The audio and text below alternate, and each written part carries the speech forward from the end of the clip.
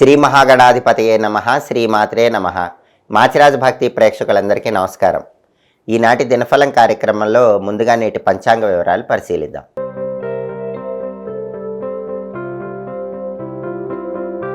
December 26 శుక్రవారం దినఫలాన్ని పరిశీలిస్తే షష్ఠి తిథి మధ్యాహ్నం 1:40 వరకు ఉంది. ఆ తర్వాత సప్తమి తిథి వచ్చింది. శతభిష నక్షత్రం ఉదయం 8:58 వరకు ఉంది. ఆ తర్వాత పూర్వభాద్ర నక్షత్రం వచ్చింది. శుక్రవారం శతభిష నక్షత్రంతో కలిసి వస్తే సౌమ్య యోగం ఉంటుంది. ఇది సర్వ సౌఖ్యాలను కలిగింపజేస్తుంది. అంటే ఉదయం 8:58 లోపు 12 రాశుల వాళ్ళు ముఖ్యమైన పని మీద బయటికి వెళ్ళినా, ముఖ్యమైన ప్రయాణాలు చేసినా ప్రయాణాలు విజయవంతమవుతాయి. పనులన్నీ దిగ్విజయంగా పూర్తి చేసుకోవచ్చు. సర్వ సౌఖ్యాలు లభిస్తాయి. ఉదయం 8:58 తర్వాత పూర్వభద్ర నక్షత్రం వచ్చింది. శుక్రవారం పూర్వభద్ర నక్షత్రంతో కలిసి వస్తే ధ్వాంక్ష యోగం ఉంటుంది. ఇది కార్యహానిని కలిగింపజేస్తుంది. అంటే ముఖ్యమైన పని మీద బయటికి వెళ్ళినా, ముఖ్యమైన ప్రయాణాలు చేసినా ప్రయాణాల్లో ఆటంకాలు ఏర్పడే సూచనలు ఉన్నాయి. పనుల్లో అవరోధాలు ఎదుర్కొనే సూచనలు కూడా ఉన్నాయి. కాబట్టి 12 రాశుల వాళ్ళు ఉదయం 8:58 తర్వాత ముఖ్యమైన పని మీద బయటికి వెళుతున్నా, ప్రయాణాలు చేస్తున్నా కొద్దిగా పెరుగు, కొంచెం తేనె ఈ రెండింటిని నోట్లో వేసుకొని ఆ తర్వాత కార్యనిమిత్తమై వెళ్ళండి. అప్పుడు ధ్వాంక్షయోగం ఉన్నప్పటికీ కార్యహాని జరగదు, మీ పనులు విజయవంతమవుతాయి. అలాగే రాశి చక్రం చాట్లో గ్రహాల స్టేటస్ తీసుకుంటే శుక్రవారానికి అధిపతి అయిన శుక్రుడు ధనుస్సు రాశిలో గురువింట్లో శత్రువింట్లో ఉన్నాడు. కాబట్టి భార్యాభర్తలు మాట్లాడుకునేటప్పుడు కొంచెం జాగ్రత్తగా మాట్లాడుకోండి. లేకపోతే 12 రాశుల వాళ్ళకి వైఫ్ అండ్ హస్బెండ్ మధ్య మాట్లాడుకునేటప్పుడు చిన్న చిన్న ఇష్యూస్ వచ్చే అవకాశాలు ఉన్నాయి. కళారంగంలో అవకాశాల కోసం ఎదురు చూసేవాళ్ళు కూడా కొంత వేచి చూడాల్సిన పరిస్థితి ఏర్పడుతుంది. శుక్రుడు శత్రువింట్లో గురువింట్లో ఉన్నాడు కాబట్టి ఈ విధమైన ఫలితాలు ఉంటాయి. అలాగే శతభిష నక్షత్రానికి అధిపతి అయిన రాహు కుంభంలో ఉన్నాడు కాబట్టి, శనింట్లో ఉన్నాడు కాబట్టి 12 రాశుల వాళ్ళకి విదేశీయాన ప్రయత్నాలు అనుకూలిస్తాయి. స్నేహితులతో కలిసి ముఖ్యమైన కార్యక్రమాలు ప్రారంభిస్తే ఆ కార్యక్రమాలన్నీ విజయవంతం చేసుకోవచ్చు. అలాగే పూర్వభద్ర నక్షత్రానికి అధిపతి అయిన గురువు మిథునంలో బుధుడింట్లో శత్రువింట్లో ఉన్నాడు కాబట్టి 12 రాశుల వాళ్ళు సాంఘిక కార్యక్రమాలు నిర్వహించేటప్పుడు ధనం ఖర్చు విషయంలో కొంచెం అప్రమత్తంగా ఉండాలి. అలాగే నక్షత్ర బలాన్ని బట్టి కొన్ని ముఖ్యమైన పనులు చేసుకోవచ్చు. ప్రధానంగా శతభిష నక్షత్రం ఉదయం 8:58 వరకు ఉంది. ఈ శతభిష నక్షత్రం ఉన్న సమయంలో ఎవరైనా సరే అన్నప్రాసన కార్యక్రమం చేసుకోవచ్చు, నామకరణం చేసుకోవచ్చు. అలాగే కంప్యూటర్ కోచింగ్ సెంటర్స్లో జాయిన్ అవ్వడానికి కూడా శతభిష నక్షత్రం చక్కగా అనుకూలిస్తుంది. అలాగే ఎవరైనా సరే వ్యవసాయ సంబంధమైనటువంటి పనులు, అగ్రికల్చర్ రిలేటెడ్ వర్క్స్ చేసుకోవడానికి కూడా శతభిష నక్షత్రం విశేషంగా అనుకూలిస్తుంది. గ్రహదోషాలు ఉన్నవాళ్ళు ఆ గ్రహదోషాలు పోగొట్టుకోవటానికి జపాలు చేయించుకోవాలన్నా, హోమాలు చేసుకోవాలన్నా, శాంతులు చేసుకోవాలన్నా, దానాలు ఇచ్చుకోవాలన్నా శతభిష నక్షత్రం చాలా మంచి నక్షత్రం. గ్రహదోష నివారణకు చేసే అన్ని జపాలకు, హోమాలకు ఇది చాలా మంచి నక్షత్రం. కాబట్టి ఉదయం 8:58 వరకు శతభిష నక్షత్రం ఉన్న సమయంలో ఈ పనులన్నీ చేసుకోవచ్చు. అలాగే ఉదయం 8:58 తర్వాత పూర్వభద్ర నక్షత్రం వచ్చింది. పూర్వభద్ర నక్షత్ర బలాన్ని బట్టి కూడా కొన్ని పనులు చేసుకోవచ్చు. పూర్వభద్ర నక్షత్ర బలాన్ని బట్టి ఎవరైనా తోటలు పెంచడానికి, ఉద్యానవనాలు పెంచడానికి ఇలాంటి వాటికి పూర్వభద్ర మంచిది. అదేవిధంగా బోరింగ్ వేయించుకోవటానికి కూడా పూర్వభద్ర మంచిది. మంత్రతంత్ర విద్యలు గురువుల దగ్గర నేర్చుకోవటానికి పూర్వభద్ర నక్షత్రం అనుకూలిస్తుంది. అలాగే గ్రహదోషాలు పోగొట్టుకోవటానికి ఇచ్చేటటువంటి దానాలకు కూడా ఇది మంచి నక్షత్రం. గ్యాంబ్లింగ్లో పెట్టుబడులు పెట్టడానికి కూడా పూర్వభద్ర మంచి నక్షత్రం. అంటే ఆన్లైన్ ట్రేడింగు, స్పెక్యులేషన్, రేటు తక్కువ ఉన్నప్పుడు సరుకు కొని రేటు వచ్చాక అమ్మటం, బిట్కాయిన్, ఇలా ఏవైనా గ్యాంబ్లింగ్లో ఇన్వెస్ట్మెంట్ చేసి లాభాలు పొందడానికి పూర్వభద్ర చాలా మంచి నక్షత్రం. అలాగే కోర్టు పరంగా ముఖ్యమైన వ్యవహారాలు నిర్వహించడానికి, దాంతోపాటుగా వాద ప్రతివాదములకు కూడా ఈ పూర్వభద్ర నక్షత్రం అనేది చాలా మంచి నక్షత్రం. అదేవిధంగా ఒక్కొక్కసారి ఎదుటి వాళ్లకు మాయమాటలు చెప్పి ముఖ్యమైన పనులు చేయాల్సి వస్తుంది.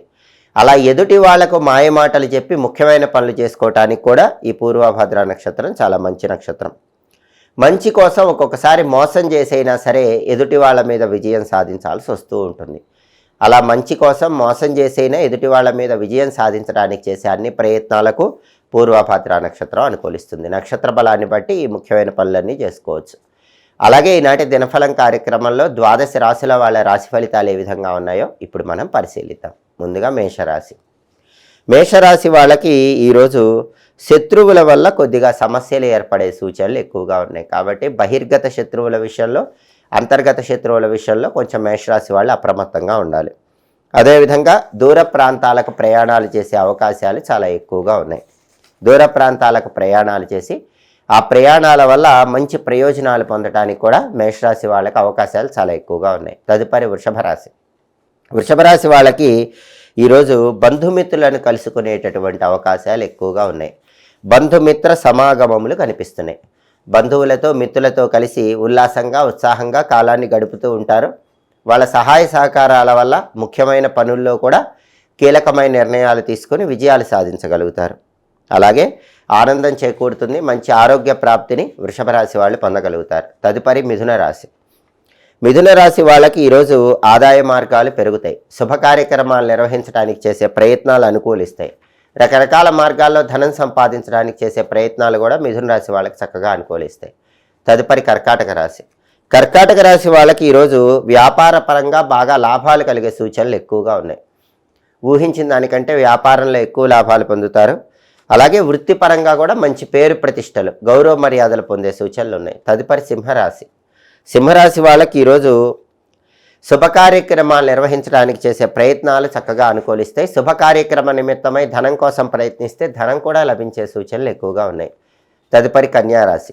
కన్యారాశి వాళ్ళకి ఈరోజు ప్రతి పనిలో కూడా సంతోషం ఉంటుంది. సంతానం వల్ల ఆనందం కలుగుతుంది. సంతానం జీవితంలో అద్భుతమైన స్థితిలో రాణించటం, విద్యారంగంలో ప్రధానంగా సంతానం బాగా రాణించటం వల్ల కన్యారాశి వాళ్ళు ఈరోజు మానసికంగా ఆనందాన్ని పొందుతూ ఉంటారు. తదుపరి తులారాశి. తులారాశి వాళ్ళకి ఈరోజు ప్రధానంగా కొన్ని సమస్యలు ఎదురైనప్పటికీ తెలివితేటలతో పరిష్కరించుకునే సూచనలు ఎక్కువగా ఉన్నాయి. అలాగే సంతాన సంబంధమైన విషయాల్లో చర్చలు చేసి కీలకమైన నిర్ణయాలు తీసుకోగలుగుతారు. తదుపరి వృశ్చిక రాశి. వృశ్చిక రాశి వాళ్ళకి ఈరోజు కీర్తి ప్రతిష్టలు ఏర్పడతాయి. సాంఘికంగా గౌరవ మర్యాదలు పెరుగుతాయి. వృత్తిపరంగా కూడా విశేషమైన ధనలాభం కలిగే సూచనలు చాలా ఎక్కువగా ఉన్నాయి. తదుపరి ధనుస్సు రాశి. ధనుస్సు రాశి వాళ్ళకి ఈరోజు వాహన యోగం బాగా ఉంది. గట్టిగా ప్రయత్నిస్తే వాహనం కొనడానికి చేసే ప్రయత్నాలు అనుకూలిస్తాయి. తీర్థయాత్రలకు వెళతారు. పుణ్యక్షేత్ర సందర్శనం చేస్తారు. కార్యసిద్ధి ఏర్పడుతుంది. తదుపరి మకర రాశి. మకర రాశి వాళ్ళకి ఈరోజు ప్రధానంగా ధనవృద్ధి యోగం కనిపిస్తోంది. రకరకాల మార్గాల్లో ధనం సంపాదించడానికి చేసే ప్రయత్నాలు అనుకూలిస్తాయి. కార్యజయం ఏర్పడుతుంది. తీర్థయాత్రలు వెళ్ళడానికి చేసే ప్రయత్నాలు అనుకూలిస్తాయి. తదుపరి కుంభరాశి. కుంభరాశి వాళ్ళకి ఈరోజు కీర్తి ప్రతిష్టలు పెరుగుతాయి. సాంఘికంగా గౌరవ మర్యాదలు పెరుగుతాయి. వృత్తిపరంగా కూడా సౌఖ్యం ఉంటుంది. ఏ వృత్తిలో ఉన్న వాళ్ళైనా మంచి లాభాలు పొందగలుగుతారు. తదుపరి మీనరాశి. మీనరాశి వాళ్ళకి ఈరోజు అప్పులు తీర్చడానికి చేసే ప్రయత్నాలన్నీ చక్కగా అనుకూలిస్తాయి. అప్పులు తీర్చగలుగుతారు. మానసికంగా సంతోషాన్ని పొందగలుగుతారు. 12 రాశుల వాళ్ళు అనుకున్న పనులు అనుకున్నట్లు పూర్తి కావాలంటే శుక్రవారం కాబట్టి ఓం రాజరాజేశ్వరి రాజ్యదాయిని రాజ్యవల్లభాయై నమో నమః అనే మంత్రం 11 సార్లు చదువుకొని వెళ్ళండి. ఓం రాజరాజేశ్వరి రాజ్యదాయిని రాజ్యవల్లభాయై నమో నమః 11 సార్లు ఈ మంత్రం చదువుకొని వెళితే కార్యసిద్ధి ఏర్పడుతుంది. అనుకున్న పనులు అనుకున్నట్లు పూర్తి చేస్తారు. శుక్రవారం ఉదయం 6 నుంచి 7 మధ్యలో, మధ్యాహ్నం 1 నుంచి 2 మధ్యలో, రాత్రి 8 నుంచి 9 మధ్యలో శుక్రవారం ఉంటుంది. శుక్రవారం ఉన్న సమయంలో గాజులు కానీ పువ్వులు కానీ పండ్లు కానీ కొనటం ద్వారా లక్ష్మీ కటాక్షాన్ని తొందరగా పొందవచ్చు. దానికి శుక్రవారం విశేషంగా సహకరిస్తుంది. హోరాకాలం బట్టి పనులు చేసుకుంటే అనుకూల ఫలితాలు కలుగుతాయి. ఇవి ఈనాటి దినఫలం కార్యక్రమంలో ముఖ్యమైన అంశాలు. మళ్ళీ తదుపరి దినఫలం కార్యక్రమంలో తిరిగి కలుసుకుందాం. ప్రతిరోజు ద్వాదశ రాశుల వాళ్ళు రాశి ఫలితాలు తెలుసుకోవాలనుకుంటున్నారా? నక్షత్ర బలాన్ని బట్టి ఏ ఏ పనులు చేస్తే అదృష్టం కలిసి వస్తుందో తెలుసుకోవాలనుకుంటున్నారా? అలాగే యోగాన్ని బట్టి ప్రయాణాలు చేయవచ్చో చేయకూడదో, ప్రయాణాలు చేస్తే పాటించాల్సిన పరిహారం ఏంటో తెలుసుకోవాలనుకుంటున్నారా? హోరాకాలాన్ని బట్టి పాటించాల్సిన విధులు తెలుసుకోవాలనుకుంటున్నారా? అయితే మా మాచిరాజ్ భక్తి ఛానల్ తప్పకుండా చూడండి. మా వీడియోస్ మీకు నచ్చినట్లయితే మా ఛానల్ లైక్ చేయండి, కామెంట్ చేయండి. మా ఛానల్ వీడియోస్ 10 మంది మిత్రులకు షేర్ చేయండి. మా ఛానల్ సబ్స్క్రైబ్ చేసుకోండి. పక్కన ఉన్న బెల్ సింబల్ ఒకటి మాత్రం మర్చిపోకండి. సర్వే జనాః సుఖినో భవంతు. స్వస్తి.